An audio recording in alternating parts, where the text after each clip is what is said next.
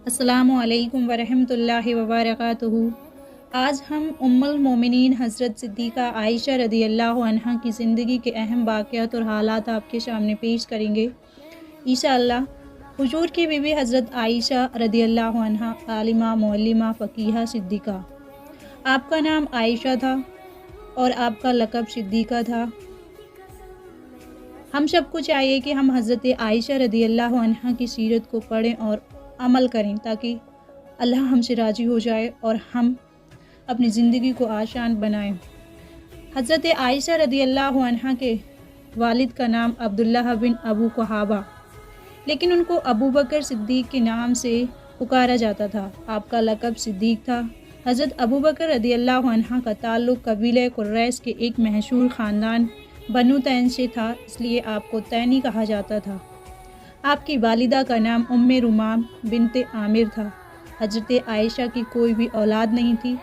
नबी करीम सल्लल्लाहु अलैहि वसल्लम ने फरमाया हज़रत आयशा रदियल्लाहु से कि आप अपने भांजे अब्दुल्ला बिन ज़ुबैर के नाम पर अपनी कुनियत उम्मे अब्दुल्ला रख लो। हज़रत आयशा रदियल्लाहु अन्हा की कुनियत उम्मे अब्दुल्ला थी। हज़रत आयशा रदियल्लाहु अन्हा एक ऐसे घर से में पैदा हुई थी जहाँ कुरान की तिलावत होती थी। इनका घर इस्लाम का मरकज़ था।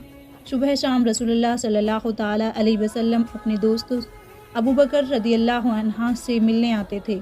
जब रसूलुल्लाह मदीना हिजरत कर रहे थे तब हज़रत आयशा रदियल्लाहु अन्हा की उम्र उस वक्त 8 साल की थी। हज़रत अबू बकर रदियल्लाहु अन्हा भी साथ में हिजरत कर रहे थे। आप सल्लल्लाहु ताला अलैहि वसल्लम 3 दिन तक गारे शौर में ठहरे थे। आपकी बेटी हज़रत अस्मा और हज़रत आयशा रदियल्लाहु अन्हा मिलकर खाना बनाती थीं। हज़रत अस्मा रदियल्लाहु अन्हा गारे शौर में खाना पहुंचाती थीं। हज़रत अबू बकर रदियल्लाहु अन्हा के साहबजादे अब्दुल रहमान शाम को मक्का वालों की रिपोर्ट पेश करते थे। हज़रत आयशा रदियल्लाहु अन्हा का निकाह हुजूर सल्लल्लाहु ताला अलैहि वसल्लम से कैसे हुआ, आइए कुछ अहम वाक़यात आपके सामने रखेंगे। आपकी बीवी हज़रत खदीजा रदियल्लाहु अन्हा की वफ़ात के बाद आप मायूस और परेशान रहने लगे थे। एक दिन हज़रत खौला बिनते हकीम आपके पास आईं और कहा आपको एक शरीके हयात की ज़रूरत है, आप शादी कर लें। उन्होंने आपको 2 रिश्ते बताए, एक हज़रत सौदा से और दूसरा हज़रत आयशा रदियल्लाहु अन्हा से। हज़रत सौदा के निकाह के कुछ दिनों बाद हज़रत खौला बिनते हकीम ने हज़रत अबू बकर रदियल्लाहु अन्हा से निकाह की बात शुरू की।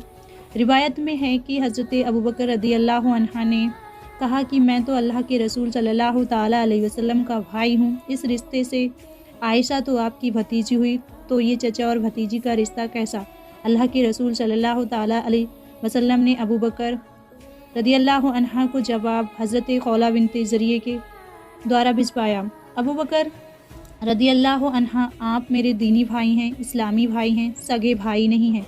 उनकी बेटी मेरे लिए हराम नहीं है। इससे पता चलता है कि मुँह बोले रिश्तों की अहमियत इस्लाम में है, लेकिन इस्लाम में शादी ब्याह निकाह की कोई पाबंदियाँ लागू नहीं होती। आजकल हमारे माशरे में भी मुँह बोले रिश्तों की अहमियत दी जाती है, लेकिन आजकल माशरे में शादी की भी पाबंदियाँ लगाई जाती हैं। बहुत से लोग शादियाँ नहीं करते हैं, निकाह नहीं करते, लेकिन ऐसा नहीं है। हज़रत अबू बकर रदियल्लाहु अन्हा तैयार हो गए और आपने ख़ुद हज़रत आयशा रदियल्लाहु अन्हा का निकाह पढ़ाया और महर 500 दिरहम तय हुए।